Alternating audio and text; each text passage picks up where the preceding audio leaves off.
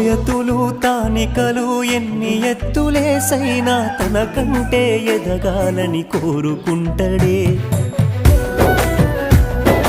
అప్పు చేసి తిప్పలైన నా గొప్పల కోసమని బుక్కులు కొనిపిచ్చి నన్ను చదివిపించెనే.